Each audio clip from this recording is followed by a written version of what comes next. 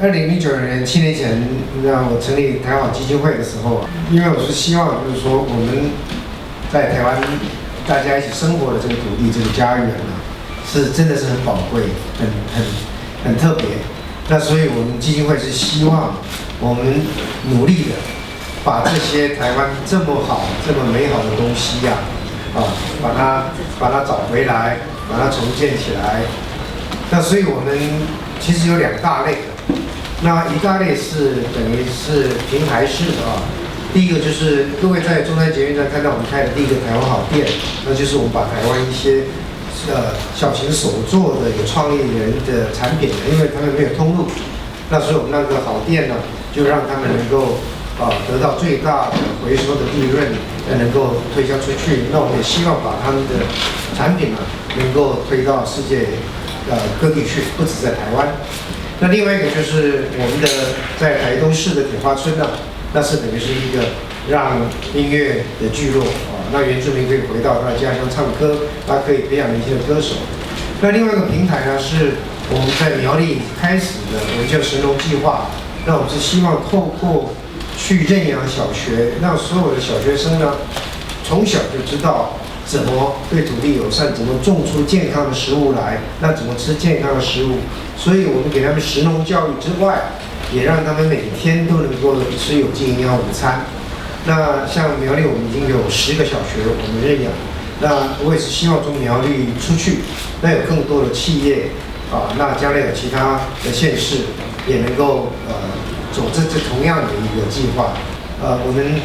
11月17号在仁爱路空军总部的原址我们有一个再生艺术工坊，那就是把企业的多余的料啦、下脚料啦，或者这个过食品啦、假食品可是都是很干净的。那其实以前都把它烧掉、埋掉。那所以我们这再生艺术工坊呢，就是我们请艺术家、请老师共同来，让小朋友能够自由的去创作。那也有亲子的时间父母亲可以带着小朋友来创作，那也可以学校给他户外教学。那这个其实在美国很多大城市都有在 New York City， 在洛杉矶，在矽谷还有一个很大的这个再生艺术工坊。那这是平台，就是说我们要让台湾好被看得见那所以我们有一些基本的工作一定要推，那这个工作可能都要10年、20年才稍微看到一点功效。所以我从1977年回到台湾来做事，快40年，那我就觉得民主政治的不得已的病态，就是说它的政府不会太有效率，所以要靠民间就不要站着抱怨，就是大家跳进来做。那台湾基金会成立的时候，我一直跟我第2任执行长讲说，你不要担心募款的事情，因为我们把事情做出来，那比较要紧那就是说我来捐助。那今年是第1次我们苗栗的神农计划还有再生艺术工坊。那我跟每一个企业家接触的时候，他们都立刻很热情的回应。所以我也是相信是台湾有力量尤其跟我同样年纪的我们科技业的创办人，我1949年出生的，也差不多接近要退休的时候。那时候也是希望我这7年来的尝试那希望能够引进来更多的企业家那慢慢的等到他们准备退休的时候，都能够来关注我们这片土地这个家园。像这一次的秋收那和硕的董事长，他现在路上要过来，他是主动来跟我联络说他要赞助我们的秋收活动，我并没有去募款。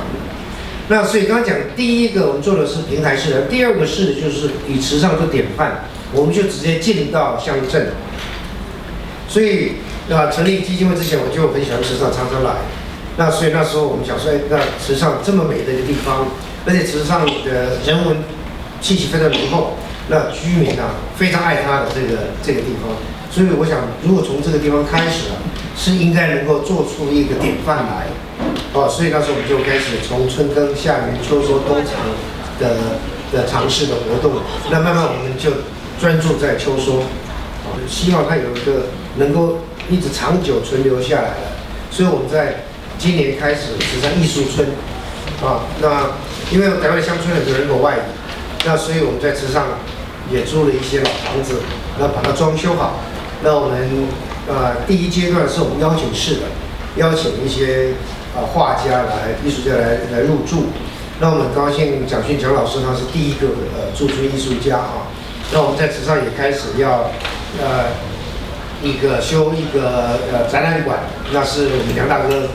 捐出来的老谷仓啊。那我们也经过好几个月跟居民共识，怎么来装修的地方，那也要开始装修了那所以以后的艺术家他的作品会随着在池上展览馆。那我希望台湾的旅游地方不要像九份那样的路，就是到那边就是人挤人吃很便宜的东西，买很便宜的品质很差的纪念品。那我们希望到一个地方是真正走在这个地方，那然后能够体会这地方的特点。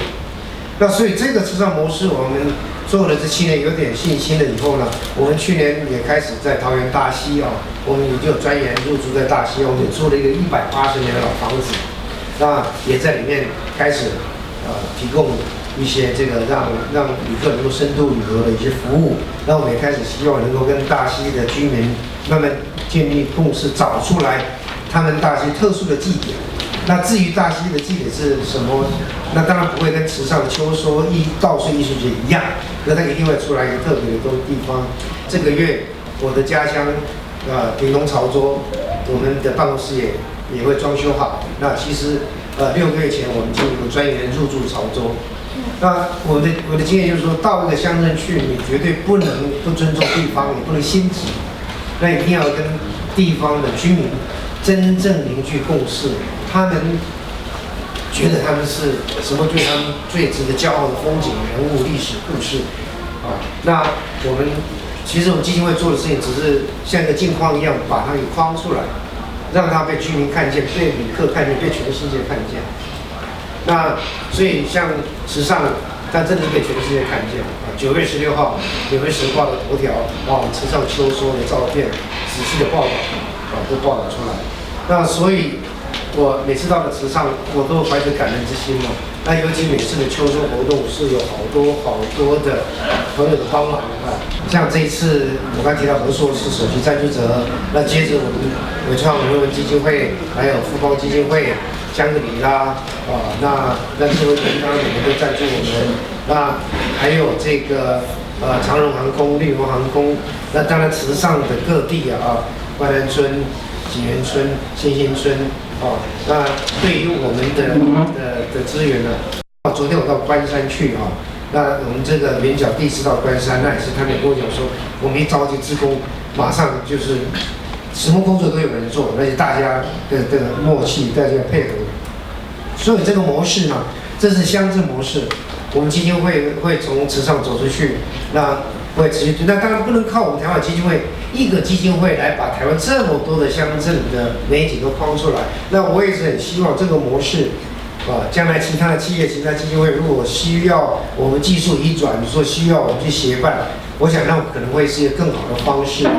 那所以现在我陆陆续续，像大溪，我现在找有什么企业家是大溪人跟我们合作。那潮州我已经也找到了，潮州因为这个联发科的创办人这个蔡明基他是我们隔壁村兰州人。那我几个月前跟他讲说，我说 NGL 我要回潮州去做，你可不可以跟我来合作？他立刻就答应，他说他公司没办法出钱，他个人出钱来跟我合作。所以我相信这个如果是这个扩散出去那我当然希望10年、20年以后，台湾的美、台湾的好会被全世界看见。那我们也希望它也能够做很多善的影响。那我常常跟我们基金会同仁讲说，我们台湾小地方，可是我们一定要有大梦想。我们希望能够对世界发生一个善的影响。我刚刚在大波时跟记者朋友们在聊说，我们台湾这么包容、这么多元的文化各种族群，我们闽南人、客家人、原住民